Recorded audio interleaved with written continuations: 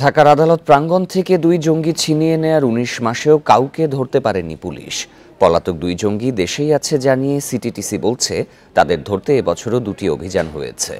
দেশে জঙ্গিবাদ পুরোপুরি নিয়ন্ত্রণে আছে বলেও দাবি সংস্থাটির। অপরাধ বিশেষজ্ঞরা বলছেন, প্রযুক্তির দিক থেকে পুলিশের চেয়েও এগিয়ে জঙ্গিরা। এখন জন্ম সনদ দিয়ে খোলো বিকাশ স্টুডেন্ট অ্যাকাউন্ট। নিজের বিকাশ নিজে কর। 2022 সালের 20 নভেম্বর দিন দুপুরে আদালত পাড়া থেকে 2 জঙ্গি ছিনতাই হয়। ওই ঘটনায় এখন পর্যন্ত 21 জন গ্রেপ্তার হলেও 19 মাসেও পাওয়া যায়নি ছিনতাই 2 জঙ্গিকে। পুলিশের দাবি, এখনও দেশ ছাড়তে পারেনি 2 জঙ্গি। এবছর 2বার অভিযান চালানো হলেও শেষ মুহূর্তে পালিয়েছে তারা।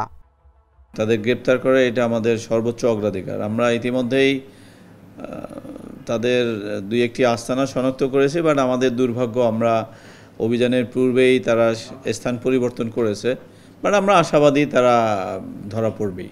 অপরাধ বিশেষজ্ঞরা বলছেন, ছিনতাই জঙ্গিদের ধরতে না পারায় আইন শৃঙ্খলা বাহিনীর সক্ষমতা নিয়ে প্রশ্ন উঠবে।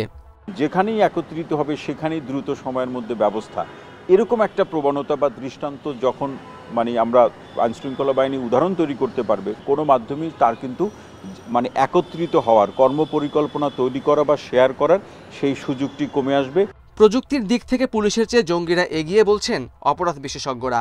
বিষয়টি স্বীকার করে সিটিটিসি বলছে, জঙ্গিরা বিভিন্ন অ্যাপস ব্যবহার করে সংগঠিত হওয়ার চেষ্টা করছে। সব ক্ষেত্রে যে আমরা সফল হই তা না, বাট এটা আমাদের জন্য একটা অন্যতম বড় চ্যালেঞ্জ। নিত্য নতুন তারা অ্যাপস ব্যবহার করতেছে এবং সেই অ্যাপসের ফিচার এমন যে কোনো রেকর্ড আমরা পাই না। ভার্চুয়াল যে মাধ্যমগুলো আছে যোগাযোগের, সেগুলো তারা ব্যবহার করছে, কারণ তারাও বুঝেছে যে সক্ষমতার প্রশ্নে যদি আপনি চিন্তা করেন, বিশেষ করে প্রযুক্তি ব্যবহারের প্রশ্নে সক্ষমতা, সেক্ষেত্রে আইন শৃঙ্খলা বাহিনীর চেয়ে জঙ্গিরা এগিয়ে আছে। সিটিটিসি বলছে, এ পর্যন্ত 54 জঙ্গিকে উগ্রবাদের পথ থেকে ফেরানো হয়েছে।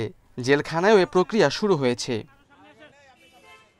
Khaled Raihan, independent news, Dhaka.